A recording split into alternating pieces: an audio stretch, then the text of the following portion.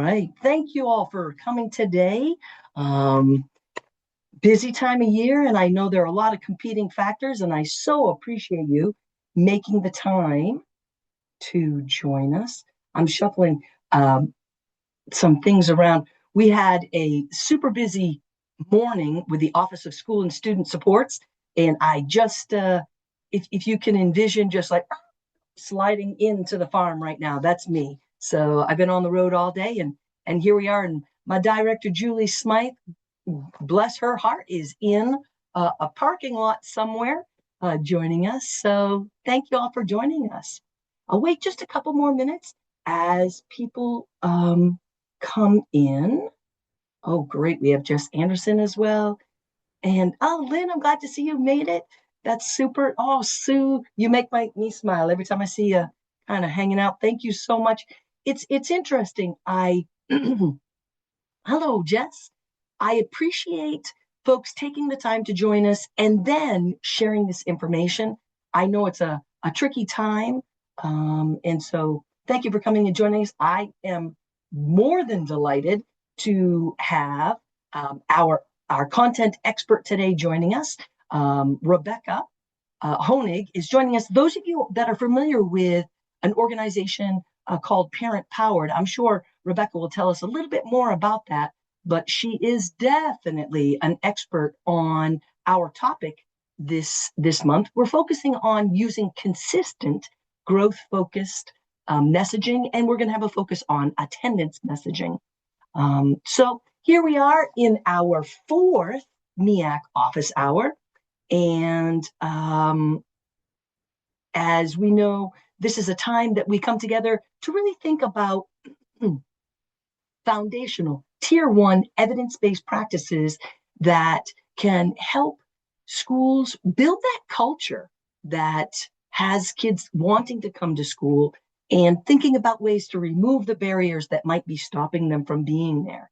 So without further ado, I would like to welcome Rebecca Honig.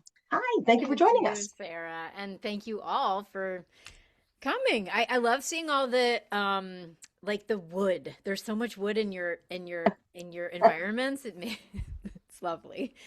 It's very New England. I'm in Western Massachusetts in the Berkshires, so I feel like you're like next level with your wood. But Well, I'm gonna be a little bit overstepping right now and say yes. those of you that yes, we're here. Well, some of us are what do they call those birds? The snowbirds.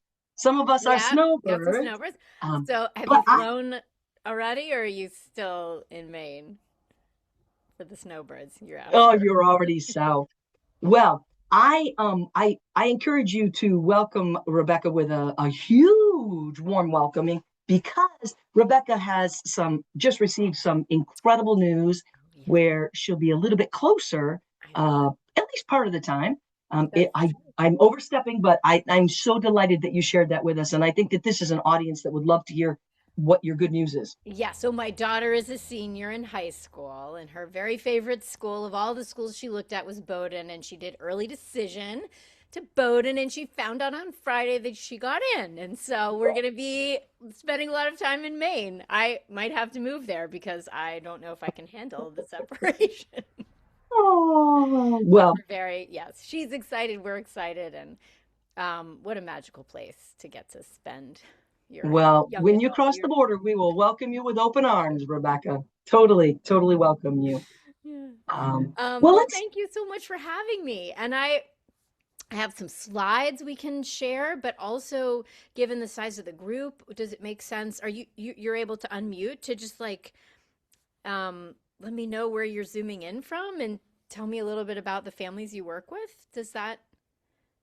As we have a super small group, let's. Yeah. How about if we pass off? I'll start off. I am Sarah Nelson. I am the Maine Department of Education Student Engagement Specialist, and I am joining you today from the farm in Searsmont, Maine. I was a classroom educator for over 30 years when I stepped into this role, and I am a very strong part of our Maine Engagement and Attendance Center.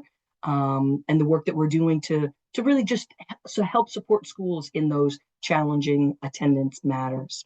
And I would like to pass off to Jess Anderson, a wonderful, wonderful partner that works with our team. Good afternoon, Jess. Good afternoon, Sarah. So I am sitting in my lovely log home with a fire behind me in Dresden, Maine. And I spend most of my day traveling to schools across Maine and supporting them as they figure out effective attendance systems and collaborating with families. I was a middle school behavior teacher and a high school alternative ed teacher, and I have an 8th grade child who is going to be going to a new school next year, fingers crossed. And I'm really excited to hear what y'all have to share today. And I'm going to pass it to Julie, who is not sitting in a wooden space right now. Good afternoon, everyone. I am the proud director of the Office of School and Student Supports. I just want to say I hire very well. I hired Sarah.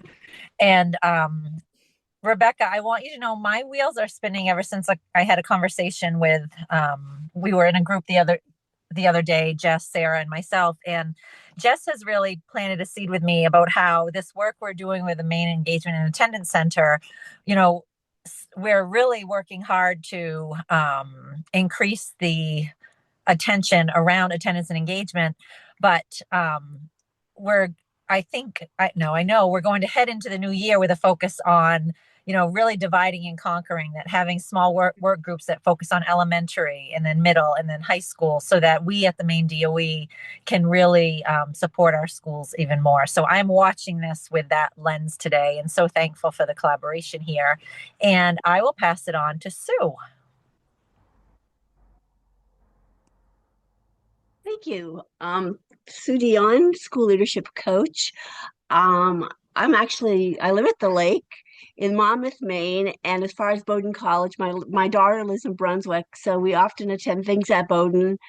Lovely, lovely town area. It's wonderful. So lucky for your daughter and lucky for your family. So you never know, we may connect in Brunswick. And I have 5 schools that I work with. I have 2 that Kennebec County and Somerset County, and I do have one of my schools is completely remote. And love the work, love the people we work with, and it's great to work. I've worked with Sarah, Julie, and Jess, and Amy. Amy and I are co-coaches, so it's a great group. So glad to be part of the afternoon. Thank you. I'll pass it on to Amy. Good afternoon from sunny Florida. I actually had to move in to the air conditioning because it was too hot on my Florida room porch. So sorry. I am heading back to Maine, though, next Tuesday to visit with my 5 grandchildren. I, too, am a school support coach. I've been one since 2017, and I support 5 schools. One of our initiatives is to look at chronic absenteeism and really support schools in finding the antecedents that get in the way of children attending schools. And I also am on the state leadership team for coaching, and I'm the conduit between Sarah and the rest of the coaches, and get that information, this recording, everything back into the hands of the people who are actually in the trenches. So it's lovely. I've enjoyed every single one. And parent engagement and getting parents involved is I think, the key recipe, or the key ingredient to the recipe. So thank you. I look forward to it, Rebecca. Yeah. And I'll pass it off to Lynn. Hi, I'm Lynn Lush. I work at Lewiston Middle School. This is my first year in this position. It's actually new to the middle school. I'm the student attendance and engagement specialist here. Prior to taking this role, I've worked in the district. This is my 8th year. So I was a classroom teacher for 5 years, and then I was actually a multilingual teacher for a couple years as well. So last month was my first time joining one of these Zooms, but it's been really informative, especially where this is a new role for the middle school and kind of figuring out what ways we can be proactive in supporting our students and families in terms of attendance. And I'll pass to Terry. Hi there. I'm probably the only person that doesn't work in a school or with students. However, I am an Olympia Leader Advisor. So I do work with those students. We have 5, myself and my co-Ola. And I actually work at the school that I was a school social worker with.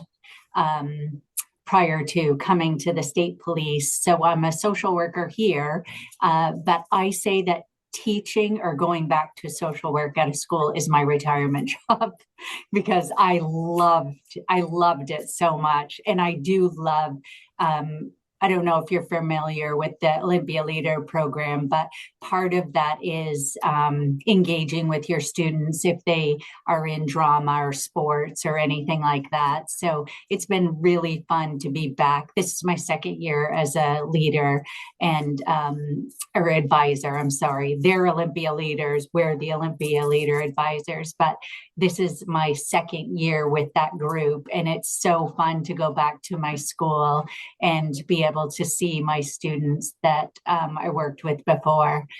It's school is a great place to be.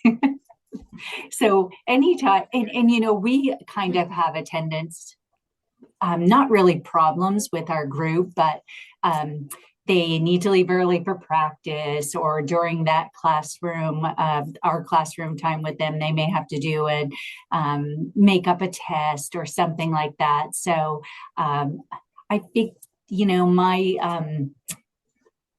reason for being here is for a lot of reasons. And I actually spent about 20 years doing child protective. So Yep. So what a room, like an incredible think tank that we have here. And as Amy made reference to, this is being recorded, and then the recording, along with any resources that we have from our session, will be posted on the Maine Engagement and Attendance Center, the MEAC webpage, and many people make reference to that. That will also be in an email, a follow-up email that will be coming probably next week. Holidays makes it a little bit, might impact our time on that. But I want to just kind of outline what our plan is for today. We'll be together until 4:30, and initially we had designed our time together to have an introduction and then an opportunity to hear from our content expert, and then an opportunity to go into breakout rooms and talk about some challenges or some celebrations that we might be facing. Because of our numbers, I would invite us today to stay together for the entire period of time. If that is acceptable to everyone, are you guys cool with that? All right. And then what we'll do is, as I said, so we'll have about till 4:30. And Rebecca, if you want to start sharing your thoughts, then I'll interject a little bit, and then I'd like to have it be maybe a little more fluid conversation rather than going into breakout groups. Cool? All right. Then I'm passing the baton to you, Rebecca. All right. And I'm so going to attempt to share a screen, and it's going to be messy at first because that's not in sharing mode, but let me try to do that next. I think that is the nemesis that we all face when we're doing it. We cross our fingers and hope that it comes through. Full screen. Let's see if I succeed. Okay, can you see the full screen? Not quite yet, but we can see your parent-powered evidence-based family engagement birth through high school slide. But okay, but you see like other stuff as well? Yes. Do you want to go to presenter view? Let's try a different way. This is always the most nerve-wracking part of presenting. I really. Rebecca, you make me feel so much better because as the expert saying that, it just, that is my. All right, here we go. Let's see if I do a portion of my screen, and then I put that.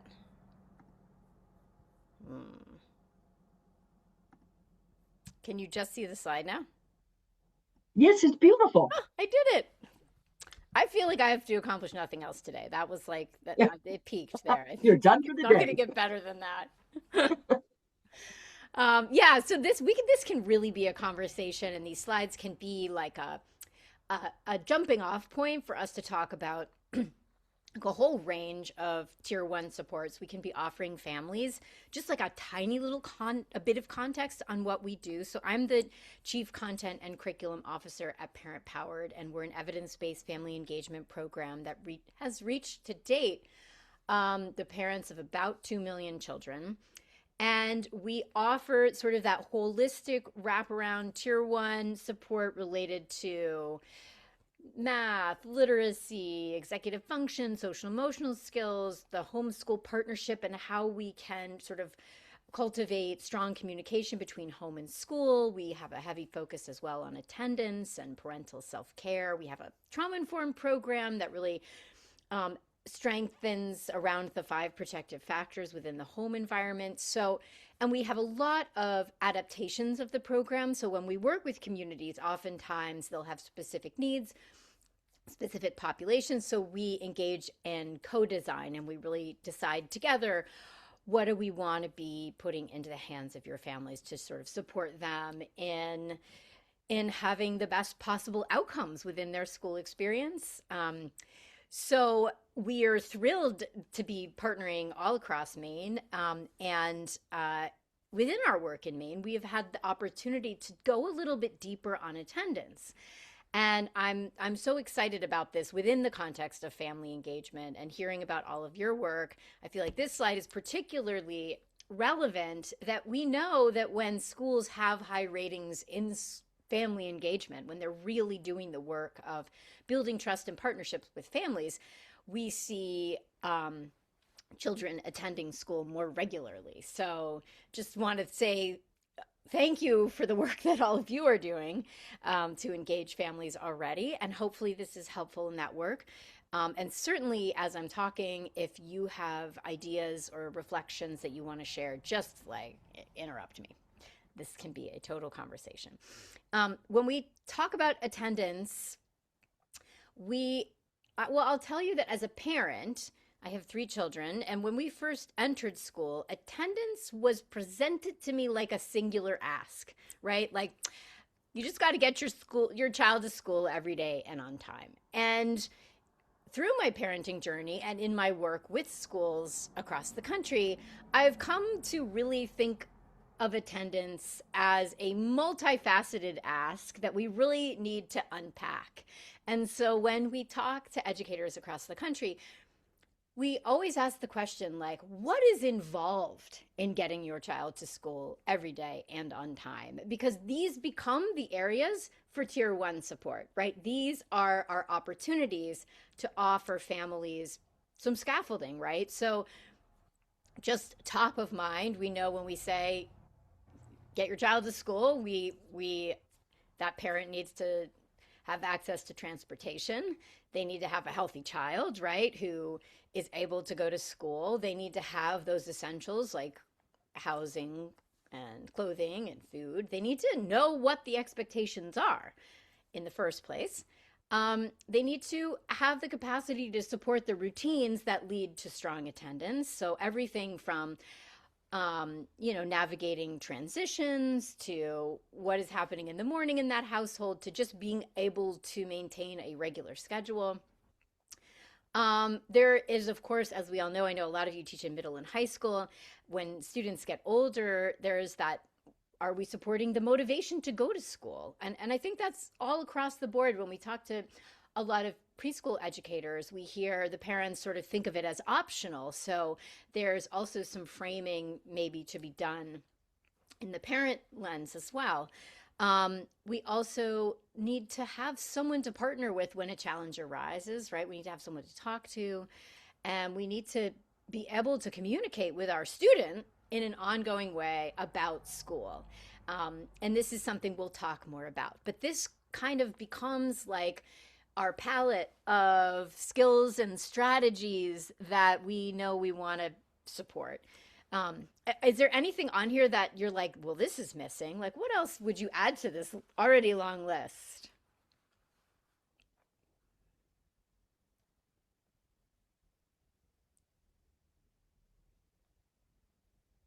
Oh, Rebecca, the wait time has always been the hardest thing for me forever. But what I would like to do is just kind of jump in a little bit here um and share with people that on the MEAC web page, we have had the grand fortune of working with Rebecca and her team. And she has provided us with a plethora of resources, specifically focusing on family and student engagement. And when you go to the MEAC webpage, which will be included in our follow-up email, Rebecca and her team have provided incredible resources. One of the things I loved was Routine Rocks, and it's a resource that supports families in setting up those routines that you're talking about, that lead to strong attendance. Many of the different strong attendance, it's a general attendance resource that's more targeted to adolescents. So a couple things that really, really popped into my mind as you were speaking, Rebecca. Oh, and I hope I'm not doing a spoiler.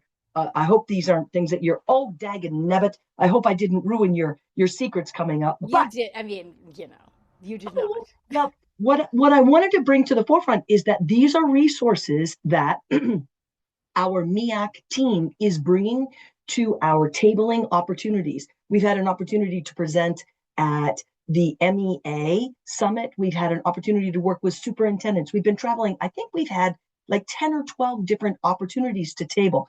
And what educators are going for, I will tell you, I try to encourage people to go through the MEAC webpage and download it, but I always bring a stack of them. They disappear. People are eating up the resources. So those of you that have not yet been to the MEAC webpage and looked specifically under our bucket of family and student engagement, the the resources are right there. Fantastic resources.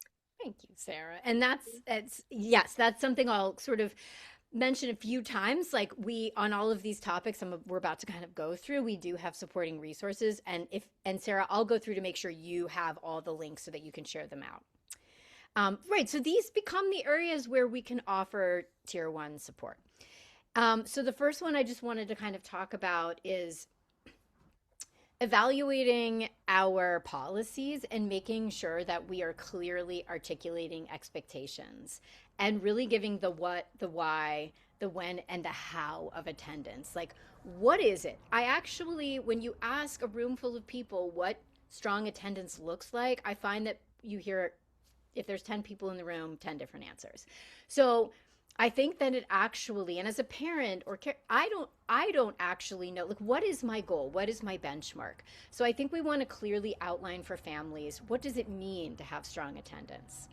Also, why does it matter? And I think the why becomes a huge motivating factor for families when it extends beyond their student, right? Because there's the kind of, especially if you're in a push and pull with your child, right? If you know there is actually even a larger reason that it's important that your child come to school every day, that students learn together in a community, and that when not everyone is there every day, right, that they aren't able to maintain that community of learning. And when, so talking about it through that lens can be another motivating factor, because then you have the community pull. So you have the student pull, which is how it leads to stronger graduation rates and future success and career, like we know these statistics. But I might consider also mentioning the impact strong attendance has on the community at large. And then, of course, the how. And this would be clearly articulating all the steps to making it happen, whether that's, how can transportation easily be accessed? What is the backup plan? What vaccinations are required? What forms are required? And really making sure that we are supporting families in those little pieces. And then always making sure that the support system is very visible to them. So what happens when things inevitably become challenging? Who can I reach out to?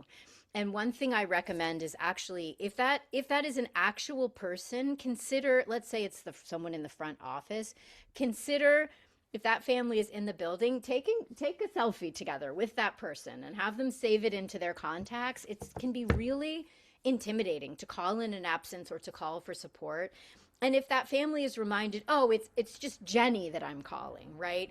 I think that can actually help to mitigate some of that anxiety.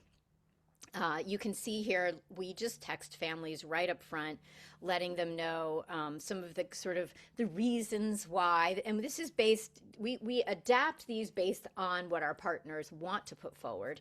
And then always linking to the policy. And we hear again and again, email has about a 36% open rate. Text messages are just so much higher. They're close to, I think it's in the 90s. So if you can text families your policies, which is not something we often think to do, the thing I'd say is scaffold it with a really easy to read. Here's what the link says. Here's what you're going to find inside, which is going to be the thing that encourages a family to click to learn more. Another thing, of course, and you are well aware of this, I think many of you were talking already about belonging, is how can we foster a sense of belonging for students and families? And we could talk the whole time about this. We know trust is the number one factor that leads to strong family and community engagement. We know that parents and caregivers are driven by relationships as are students. It is what makes them want to come to school every day or not want to come to school every day. Another thing that, of course, and we'll talk more about this in a little bit, boosts attendance is when learning is mapped onto students' personal interests and goals. That's tricky to do in a tier 1 environment, but I think, and we'll get to this a little later on, it can oftentimes be exposing students to all of the after school offerings and the clubs and my husband and I, he directs our middle school musical every year, and I do the costumes, and there's about 80 kids who do it, and I cannot tell you the number of kids who come up to us and say, this is the reason I come to school every day. This is an after school program. It isn't even happening in the school day, but it is the reason that kids are kind of, it's like, when you do the thing, what is it, when your kid is little and you offer them the undesirable task they have to do first to get to the desirable task. I mean, that's an unfortunate thing to say about school, but I think for some of the kids who are really struggling during the school day to connect, when we give them other reasons to be excited to be in that building, and also to begin forming a community outside of the classroom, so that then those students become part of their network during the school day, which can, of course, be a game changer.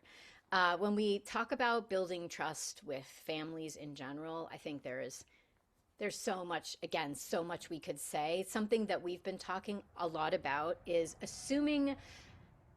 We don't like to make assumptions, right? But I think it serves us well to assume that families may be feeling nervous about stepping foot into the classroom or reaching out to the school, or about school in general. And, we're all overwhelmed as parents. Many of us have had our own negative experiences with school. We may have just anxieties unrelated to school. We're overwhelmed, right? We all know this. We all collectively experience this. So when we really work to mitigate that, to begin shifting the narrative so that it's one of belonging, I think we can make a huge impact on attendance. And it can be something so simple as, have you all been initiating things like positive phone calls or positive emails, right? Where I see some head nods, where we're working to really establish right off the bat, here's something wonderful I noticed about your child, so that we can begin to flip the narrative for any family who may be feeling like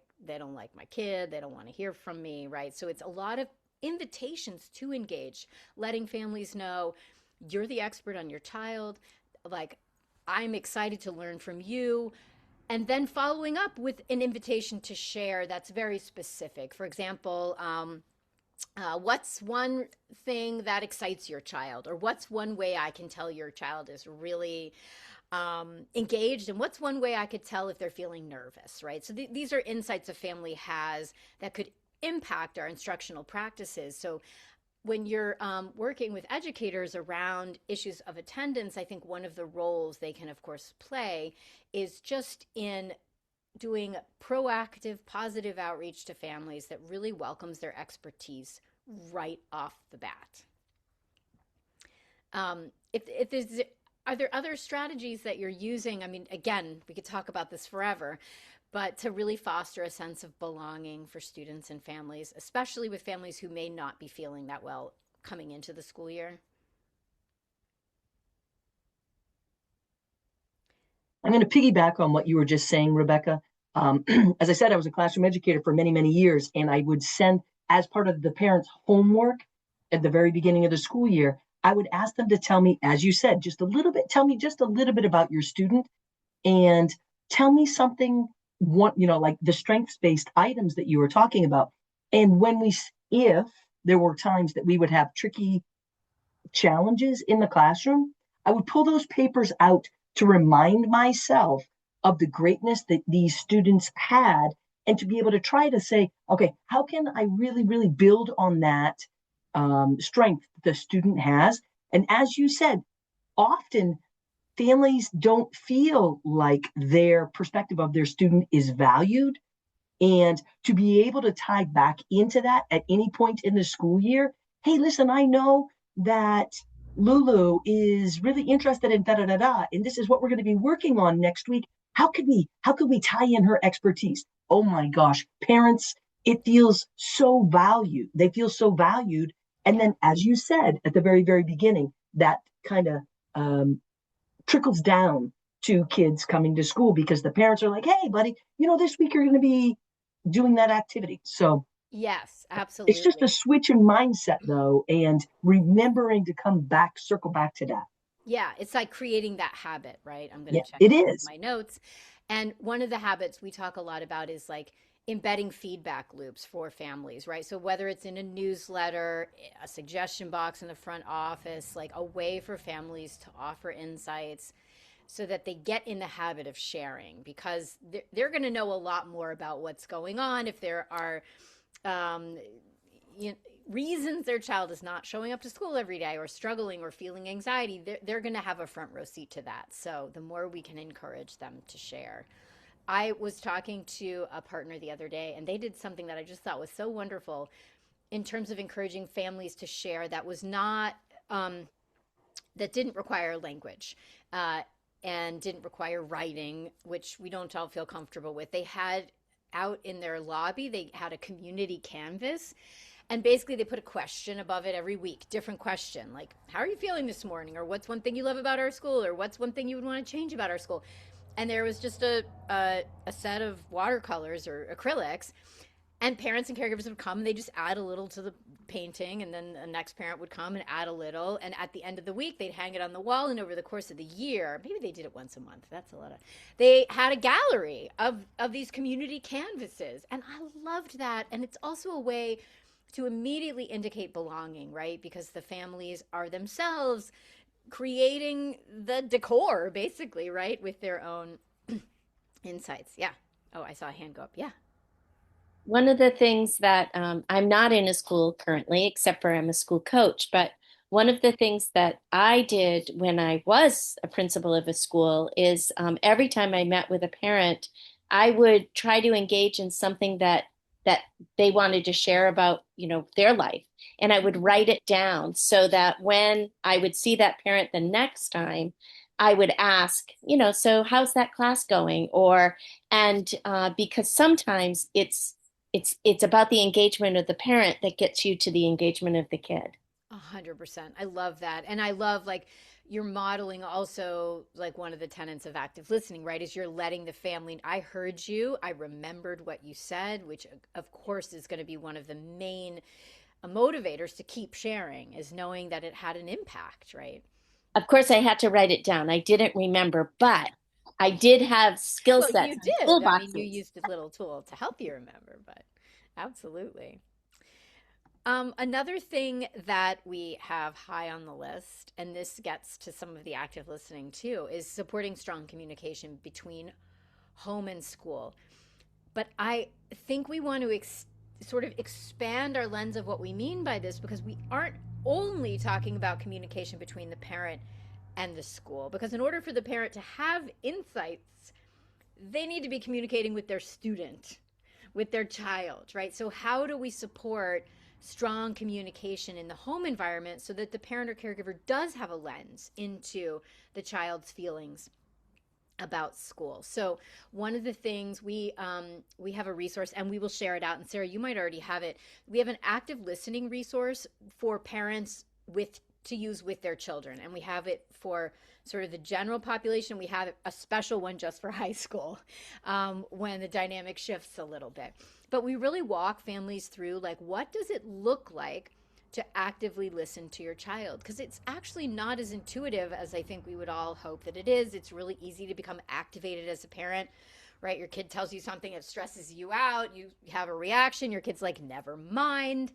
And a lot of times when it's an issue related to attendance, we know emotions are heightened, right? So we want to really be supporting families in remaining calm and showing back to their students that I heard you, here's what I heard you say, asking clarifying questions that don't feel judgmental, right? So it's that withholding judgment, breathing to remain calm and to refocus if you start to lose focus. So this I think becomes a wonderful tool that we can use, and again, we'll share it with you afterwards. But in terms of the parent sharing with the educator, a lot of the strategies we've already been talking about, like creating those feedback loops where the expectation really is we're gonna be talking, we're gonna be in communication, and we have so many ways to signal that, right? And to really to walk the walk, right? It's not just at our conferences; it's also embedding questions into our regular touch points. Also, making sure that we are giving very clear invitations to reach out for support. So that's everything from, what's the number to call, to like who's going to pick up on the other end, to when is the best time to call, including when is the best time for you to reach me, right? If there are communication necessities, patterns, habits, if there are things that we want to share around confidentiality, we want to kind of put it all out on the table, or else what ends up happening is like when you call Verizon and you try to get, your plan changed and you're on hold for 45 minutes and then you're like, I hate Verizon. Sorry if Verizon is a sponsor in any of your lives, but we do not want parents and caregivers to have that negative experience reaching out to us. But the reality is we aren't always free. There are a billion other things we're doing. So it isn't necessarily about always being available, but it is about being clear about when you are available. I always love telling this story to kind of highlight this. We were co-developing content with New York City Department of Education Parent Policy Council. This was the Head Start Parent Policy Council, and there were about 35 parents, and we had been working together all day, and they were coming up with activities that they wanted other parents to do in the household and other ways to kind of get involved in the classroom and building that homeschool connection. And one of the parents, this is hours into this work, she said, these are great activities, but I'm not going to do any of them actually because my kid's teacher doesn't like me. And I was like, okay, we need to unpack this. Like, what is happening? And come to find out through a series of questions that this mother was attempting to connect with the teacher at drop-off, at preschool drop-off. And she thought the teacher didn't want to talk to her because she couldn't talk to her in that moment, right? That she was setting up, she was connecting with students. And this was just such an awakening, right? If that teacher had said, I really want to hear what you have to say, but I can't talk in this moment. Here's when I can, here's how to reach me, or here's how I'll follow up with you. Right? These are the channels we want to keep open. And this is the kind of the communication clarity that we want to be really establishing. So that could be as easy as like just getting a list of the educators and like, what's the best time to reach them? Like, what's the golden hour for them and what's the best way, and really providing that to families so that they know. And what an impact such a small, seemingly small thing like that would have on the culture of attendance in a school. Tiny little tweaks. That's a great one. I love the little tweaks. Yeah. The things that just we can sort of change the dial on really easily.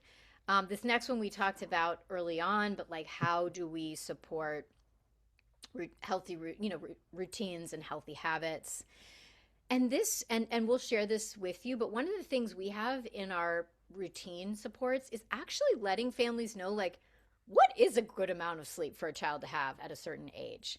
I think we tend to be like, oh, well, she's in adolescence. Like, she sleeps 2 hours a night. I remember when I was in, that age and I didn't sleep at all. So these are like, I think we worry about maybe like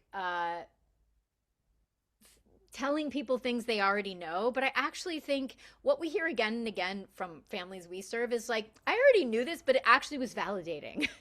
So they don't mind, especially if you say it in a strengths based way. Like, it can be confusing to know what the right amount of sleep is.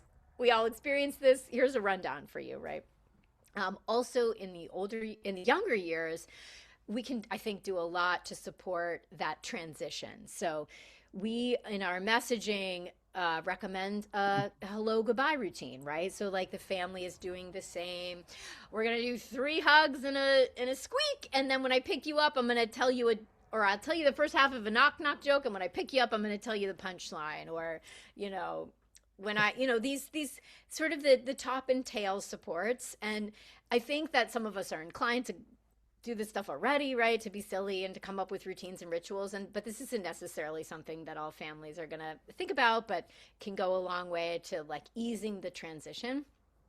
Of course, exercise and healthy eating and well visits, which gets us into connecting families with things that are going to support them more broadly. So when we think now, like, right, the social determinants of health, does a family have access to warm clothing, food and housing and transportation, fuel assistance, friends and neighbors?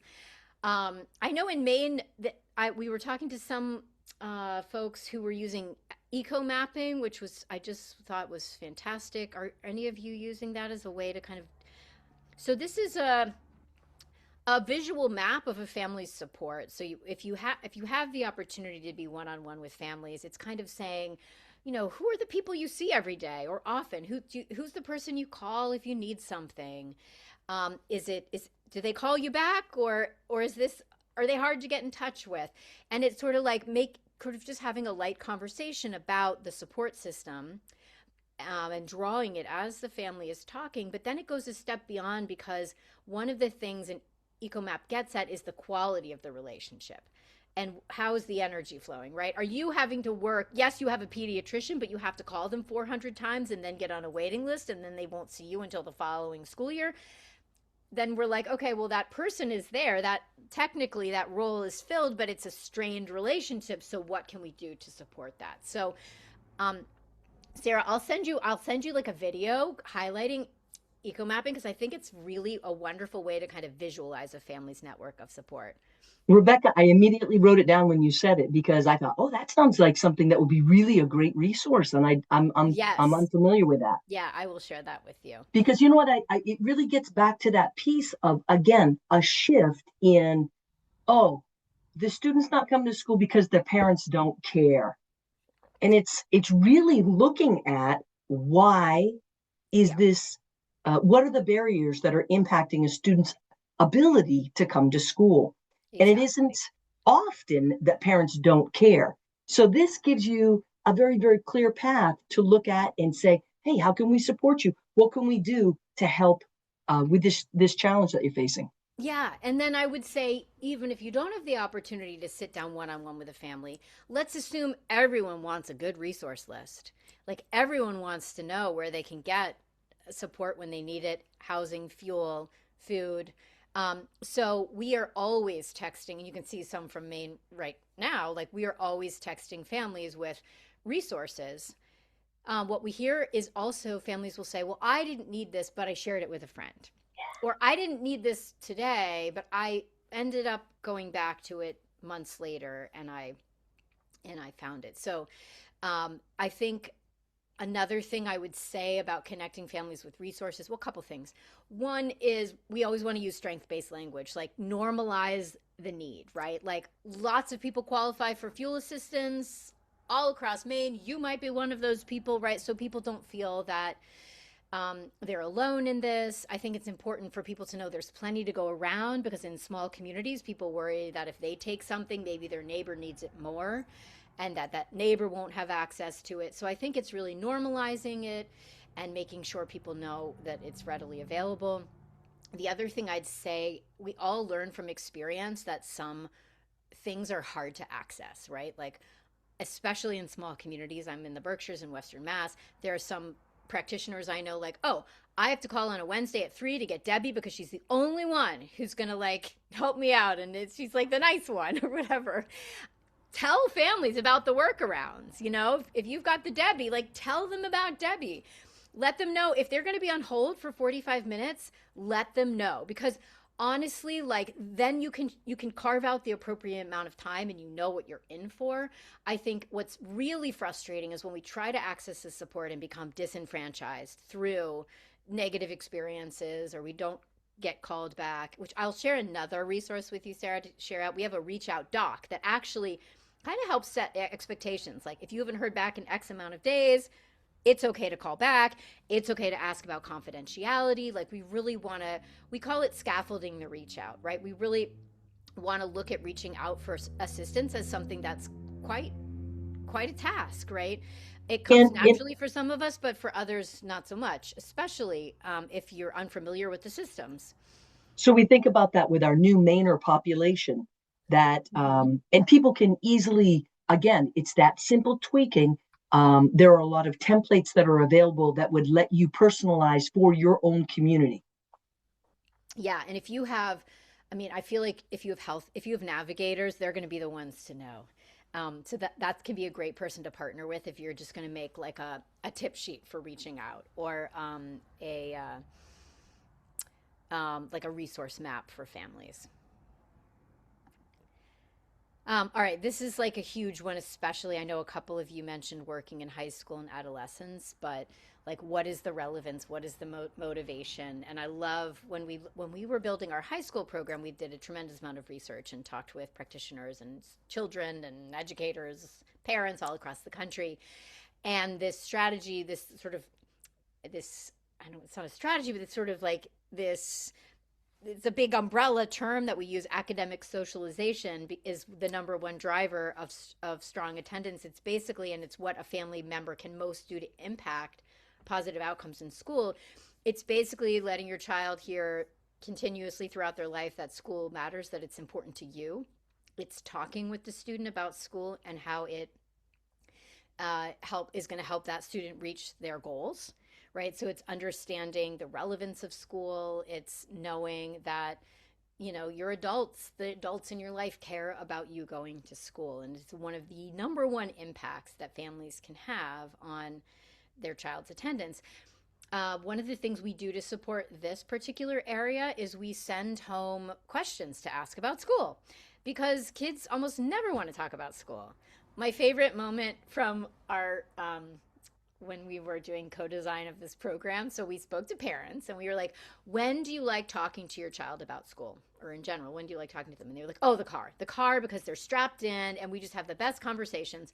We asked to the students, when do you like talking to your parent about school? And they said, well, definitely not the car. The car is the worst. You're strapped in and you can't get out of there and they just bombard you. So I thought that was so funny. Like, just, I don't know what the answer is there, maybe a little bit of both. But one of the things that we like doing is we will crowdsource questions to ask. And this can be a great survey to send out to families. Like, what's that magical question that got your child talking about school? Everyone's going to have a different answer. It's not going to be how's your day? A question I do love is, on a scale of 1 to 10, how was your day? It was a 6. Hey, tell me why you picked that number. And that's where you get just the next level of detail. So scale of 1 to 10, tell me why you picked that number. And then a family can start to notice patterns. And this can be also something that the teacher is looped into. Like, hey, if your kid is consistently at a 3, let me know. Also level setting a little bit to say it's normal for kids to sometimes be a 2 and sometimes be a 10. And, you know, here's what we're looking out for. Here's when we might worry, or here's where we might want to intervene. We also have a resource. I'm just like full of, Sarah, I need to share this with you. It's called Should I Worry About My Teen? And it really is talking about, like, do you have that one? It's interesting. We printed that one out when we had it available at our Nurture Me symposium the other day. and it went like hotcakes. Okay, And good. it was We interesting. It have was it. many educators coming through to gather materials for their students that were in their class. But Mm-hmm. the number of families that stopped and said, "Oh, I have a teenager at home. Do you mind if I take it for myself?" And I was like, "No, Yeah. absolutely. That's what it's there for." Yeah, So that was it's a great so resource. right. It's like it's so overwhelming being a parent, and so confusing, especially every new stage comes with new behaviors and new expectations and new relationship dynamics. So letting parents and caregivers to know what to expect. I think even in the younger years, like it's okay if your kid has a tantrum on the way to school. You do not need to keep them at home. Um, like Or it's also let's nice if I think back to the days when our school used a messaging app called Class Dojo, yeah, and families would just say to me, "Mrs. Nelson, just a quick heads up, Gert had a really rough morning," which allowed me as the educator to, when Gert came, I could either like just give a little bit of extra TLC, TL, yeah, yes, okay. TLC. Yeah, And and families knew that their student were going and it was funny because most often by the time the student reached my door, they were fine.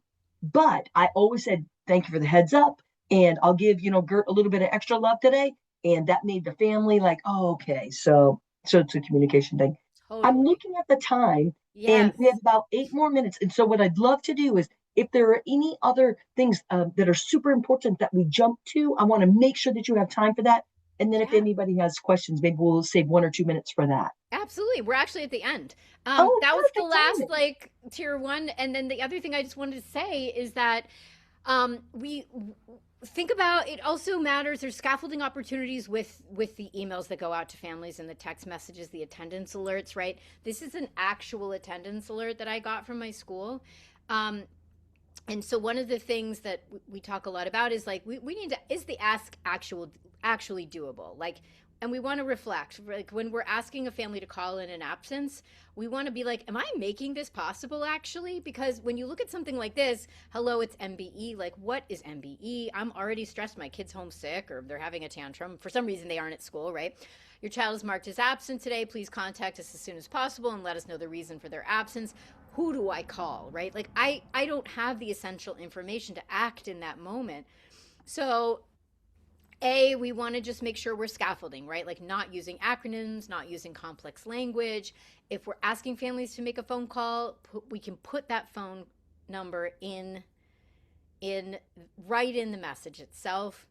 But then taking it a step further, every attendance reminder is an opportunity to let families know about attendance support.